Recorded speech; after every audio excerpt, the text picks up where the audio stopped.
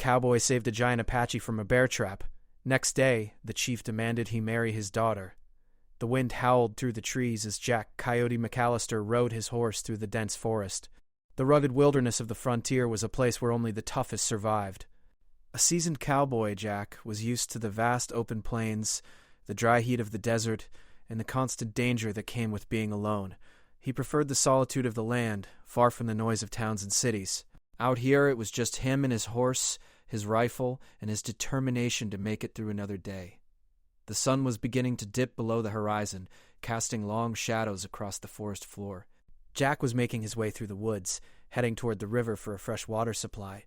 His mind wandered, thinking of his next move, when a strange sound caught his attention. It wasn't the usual animal rustle or the crack of a branch breaking.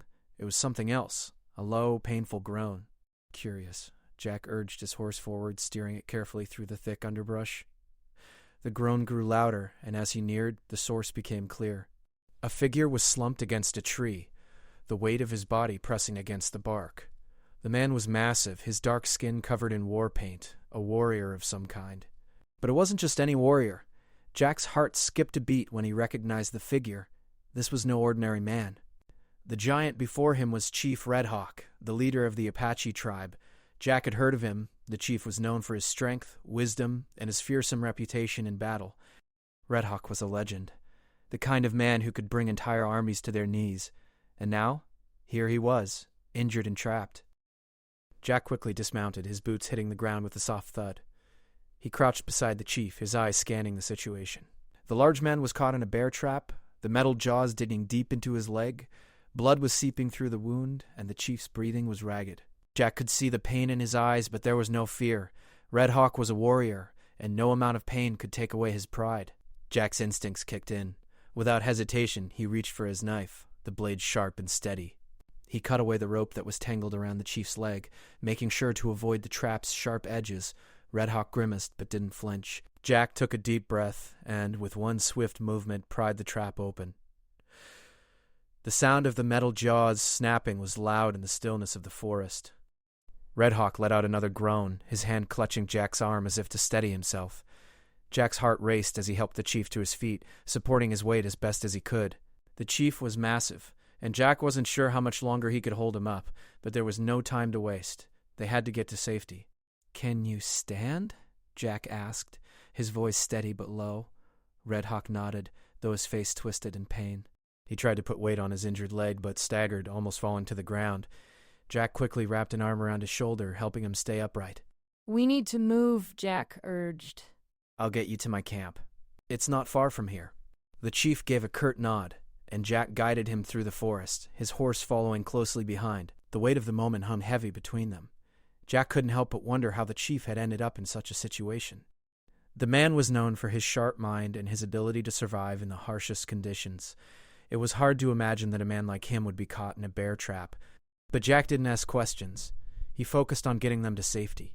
As they made their way through the forest, Jack's thoughts drifted to the past. He had spent most of his life as a cowboy, one who preferred the quiet, solitary life of the plains to the chaos of city life.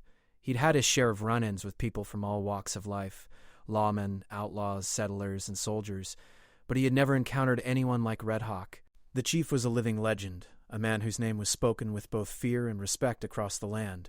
And now, Jack was the one who had saved him. They finally reached Jack's camp, a small clearing near the river. The fire was still smoldering, and his horse grazed nearby, tethered to a tree.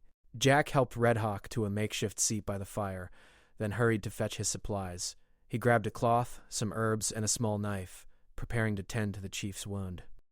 Red Hawk grunted as he sat down, his eyes scanning the camp. "You are a cowboy?" he asked, his voice deep and rough. Jack nodded, kneeling beside him. "I am." The chief studied him for a long moment, his eyes narrowing as if trying to read Jack's soul. "And you saved me?" "I did," Jack replied, not backing down. For a moment there was silence. Then Red Hawk spoke again, his voice softer this time. "I owe you my life." Instead he worked carefully, cleaning the wound and dressing it as best as he could. It wasn't much, but it was all he had. He wasn't a healer, just a cowboy who knew how to survive, and right now, survival was all that mattered. "You've earned my respect," Red Hawk continued, "and you will have my gratitude." But you will also have a debt to pay. Jack paused, glancing up at the chief. What kind of debt? Red Hawk's eyes gleamed with something like amusement, though there was an edge to his words. Tomorrow you will come with me. I will ask something of you, something you cannot refuse. Jack raised an eyebrow. And what might that be? Instead, he leaned back, his body heavy with exhaustion. You will see. But know this, cowboy. You've earned more than your place in my debt. You will find your future tied to mine. Jack felt a chill run down his spine. He had saved the chief's life, but the promise of a future with Red Hawk was far from clear. He didn't know what to expect, but one thing was certain. Life on the frontier was never predictable. As the fire crackled and the night settled around them, Jack couldn't shake the feeling that his life had just taken a turn he hadn't anticipated. Tomorrow he would find out just how much. The early morning sun had barely begun to rise when Jack McAllister awoke. His body ached from the previous day's hard work, but the weariness in his bones wasn't what kept him from sleeping soundly. His mind replayed the events of the night before, the pain in Red Hawk's eyes as the trap dug deep into his leg, the weight of his life in Jack's hands, and the ominous words the chief had spoken before falling asleep. You will find your future tied to mine. Jack sat up slowly, rubbing his temples, trying to make sense of what Red Hawk had meant. He was a cowboy, not a man bound by the customs of the Apache. He had saved the chief's life, yes, but that didn't mean he owed him anything more. Or did it? His horse, tethered nearby, snorted, reminding Jack that the day was about to begin. The campfire from the night before was now just a pile of smoldering embers, and the forest was quiet except for the occasional chirp of a bird. Jack stood, stretching his stiff limbs, and went to work packing up his camp. The sooner he could move on, the better. He didn't like feeling trapped, and the chief's cryptic words lingered in his mind like a heavy fog. Before long, Jack had everything packed, but Red Hawk still hadn't stirred. The chief had passed out from the pain, no doubt exhausted from the injury and the long night. Jack glanced over at the man lying beneath the blanket, his large frame barely visible in the morning light. There was no denying the respect Jack had for him, but he wasn't sure he was ready to take on whatever Red Hawk had in mind for him. As Jack went about his work, he heard the sound of hooves approaching, his heart skipped a beat, and his hand instinctively went to his rifle, which was slung over his shoulder. He didn't expect anyone else to be around these parts, this deep in Apache territory. But sure enough, as the horses drew closer, Jack saw a group of Apache riders, led by Red Hawk himself, coming over the ridge. The chief rode in silently, his eyes scanning the area before settling on Jack. He seemed much stronger this morning, his posture straight, and though there was still a hint of pain in his movements, his presence commanded respect. Cowboy, Red Hawk's voice broke the silence, strong and steady. It is time. He had half expected the chief to offer thanks or even show some form of kindness for the previous day's efforts.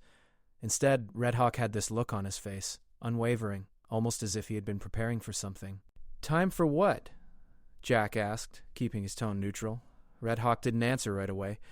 He merely dismounted from his horse with surprising ease for a man who had been wounded the day before. He stood tall, facing Jack with an intensity that made the cowboy's skin prickle. You saved my life, the chief began, his voice low but firm. You now have the debt of a man who has given his life for another. There is no turning back from this. What is offered must be accepted. Jack frowned, feeling a knot form in his stomach. I don't know what you're asking for, Red Hawk. I've done what any man would do. I don't owe you anything. The chief stepped forward, his gaze never leaving Jack's. You do. In Apache tradition, the man who saves a chief must repay his debt. It is not a matter of choice. Jack shook his head. I don't need anything from you. I did what I had to do. You misunderstand, Red Hawk replied, his voice still calm but with an underlying authority. You will marry my daughter. The words hit Jack like a thunderclap. He stared at the chief, unsure if he had heard him correctly. What? He asked, his voice flat, almost incredulous. My daughter, Princess Naya, Red Hawk continued, his eyes narrowing. You saved my life. The only way to repay that is through marriage. It is our way. You will join our family, and you will live by the tribe's customs. This was not what he had expected. In fact, it was the furthest thing from what he had imagined. He had saved the chief's life, yes, but this was a demand he never could have predicted. You want me to marry your daughter? Jack repeated, still in shock. Just like that? Red Hawk nodded slowly, his expression unreadable. It is how our people honor their debt. You have earned the right to marry her. This is not a suggestion. It is a command. Jack's mind spun. He had never been one for entanglements, especially not with someone of such importance. He had heard stories of the Apache tribes and their warrior cultures, but he had never imagined being thrust into the middle of one. "But what if she doesn't want this?" Jack asked, the words tumbling out before he could stop them. Red Hawk's eyes hardened. "It is not her choice. She will do her duty as all in the tribe do. You have earned this right, Cowboy. Do not dishonor me." The weight of the chief's words was heavy. Jack wasn't sure what to think. He had never been one for obligations, especially ones that seemed so deeply tied to tradition and duty. He had spent his life avoiding commitments, preferring the open range to any kind of responsibility. And now, here he was, being asked to marry the daughter of a chief he had just saved. Jack hesitated. "What happens if I refuse?" Red Hawk's gaze turned cold. "Refusal is not an option. You will come with us to my village. There, the ceremony will take place. Your future is now tied to mine, whether you accept it or not." Jack's stomach twisted. He had no intention of being forced into a situation like this. But then again, there was the matter of the debt he owed. He couldn't back out now, not without dishonoring the chief's life debt. He had made his choice when he saved Red Hawk. Now he would have to live with the consequences. "Fine," Jack said, his voice low. "I'll go with you, but I want to speak to her first. If this is going to happen, she should have a say in it. You may speak with her, but the decision is final. You are bound by honor, Cowboy." Jack took a deep breath, preparing himself for what was to come. This wasn't just a matter of saving a life. It was about the future that had just been thrust upon him. He had no idea what awaited him in the Apache village, but one thing was certain. Jack McAllister's life had just changed forever. The ride to the Apache village was a quiet one. The sound of hooves striking the ground was the only noise that filled the air as Jack McAllister followed the Apache riders. Red Hawk rode at the front, his posture straight and proud, while Jack remained a little further back, trying to process everything that had happened in the past day. He couldn't shake the feeling that his life had been turned upside down. As they rode, Jack couldn't help but wonder about Princess Naya. The chief had spoken of her in passing, but Jack had yet to meet her. His mind raced with questions. What kind of woman was she? What did she think of this arrangement? Would she resent him for being forced into a marriage by her father's command? Jack didn't know what to expect. He had been on his own for so long, never tied to anyone or anything. He had always preferred the open plains, the solitude of the wild. But now, he was headed into the heart of Apache land, to marry a woman he had never met, all because he had saved the life of her father. They approached the village just as the sun began to set, casting an orange glow across the horizon. Jack could see the smoke rising from the campfires ahead, and the outlines of tents and wooden structures took shape against the backdrop of the desert. As they neared the village, Jack's heart began to pound in his chest. This was it, the moment he would meet the woman he was to marry. The group dismounted, and Jack followed Red Hawk into the center of the village. The Apache warriors around them moved with purpose, their eyes watching Jack closely, sizing him up. He was an outsider here, a cowboy in a place where only the Apache people belonged. Red Hawk led him to a large tent at the center of the village. The chief paused at the entrance and turned to Jack. "Wait here," Red Hawk said, his voice firm. "I will bring Naya." Jack nodded, his stomach tight with nerves. He had no idea what to expect, but he wasn't ready for what came next. Moments later, Red Hawk emerged from the tent, and Jack could hear the soft sound of footsteps approaching. His breath caught in his throat as the figure stepped into view. She was everything Jack had imagined and more. Princess Naya was tall, her long black hair flowing down her back like a dark river. She had the posture of someone who had been trained in both strength and grace, her movements fluid and deliberate. Her eyes, dark as the night, locked onto Jack's with a sharp intensity, as if she were sizing him up just as much as he was sizing her up. For a moment, neither of them spoke. Jack simply stared at her, trying to find the right words, but he couldn't. The beauty of the woman standing before him left him momentarily speechless. Naya's gaze softened for just a moment before she spoke. "You are the one who saved my father?" Her voice was calm, but there was an edge to it, as though she had heard the story 100 times before. Jack cleared his throat and nodded. "I did. I didn't expect this." He gestured between them, unsure of how to explain his confusion. Naya studied him for a long moment. "And now my father demands that you marry me," she said flatly, the words hanging heavy in the air. Jack nodded slowly. "That's the plan, I suppose." There was silence between them, and Jack could feel the weight of the moment bearing down on him. He had never been one to run from a challenge, but this was different. The idea of marrying a woman he had never met, especially one as powerful and proud as Naya, felt like a mountain too high to climb. Naya's eyes flickered with something Jack couldn't quite read. She turned her head slightly, as if considering her options. "You don't have to do this," she said softly, her tone surprisingly gentle. Jack frowned, taken aback by her words. "What do you mean?" "You saved my father's life," she continued. "You owe him a debt, but you do not owe me anything." Jack's heart ached at the kindness in her voice. He had expected hostility, resentment, or at the very least indifference, but instead Naya was offering him an escape, an out from the situation he had found himself in. "I don't know what to think," Jack said honestly. "I'm a cowboy. I'm not made for this life." Naya's gaze softened, and for a moment Jack saw something in her eyes, a flicker of understanding. "And yet, you are here," she said. "You are a man of honor. I can see that in you. That is why my father has chosen you." Jack met her eyes, and for the first time since meeting Red Hawk, he felt a sense of clarity. This wasn't just about fulfilling a debt. It was about something deeper, something he hadn't yet understood. He had never been a part of something larger than himself before. But now, it seemed like he was being drawn into a world that was bigger than just surviving on the frontier. "I don't know what the future holds," Jack said, his voice steady but full of uncertainty. "But I do know this. I won't dishonor your father, or you. If this is the way things are meant to be, I'll do my part." Naya seemed to consider his words for a moment before she nodded, a faint smile tugging at the corners of her lips. "I appreciate that," she said quietly. "But know this, Cowboy. This is not going to be easy. You are not just marrying a woman. You are marrying a people, a culture, and a way of life." Jack took a deep breath, the gravity of her words sinking in. "I'm not afraid of hard work," he said, his voice firm. "I've spent my life fighting for survival. I'll fight for this too."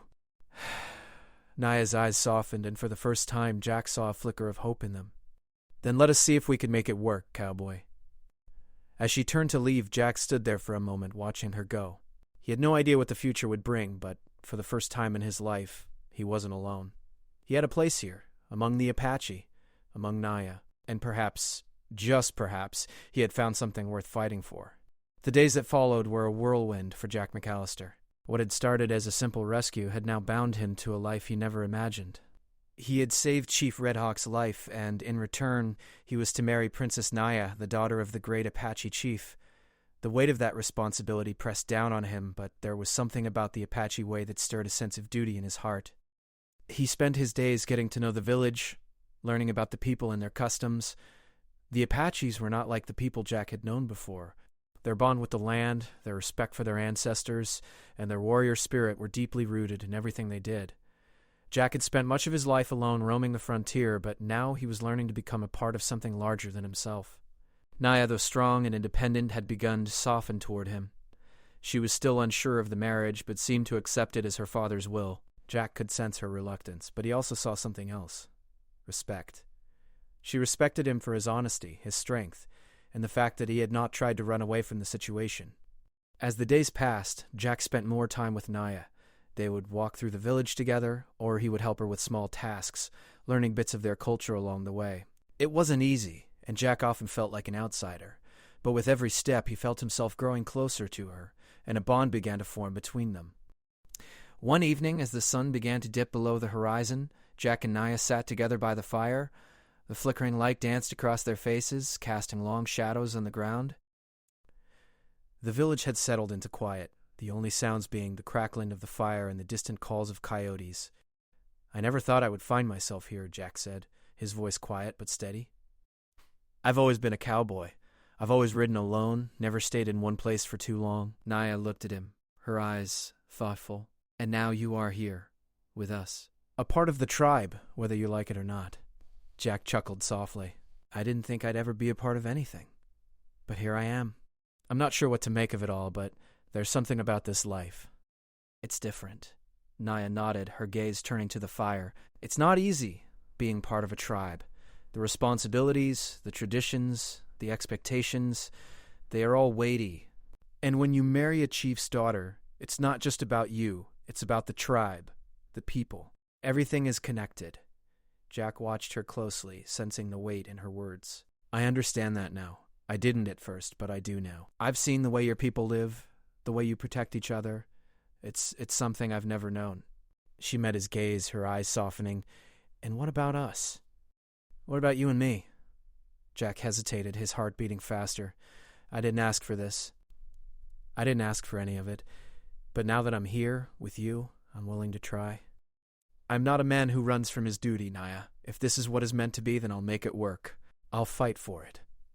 Naya smiled faintly, a touch of warmth in her expression. You're not like the others. Most men would have run by now.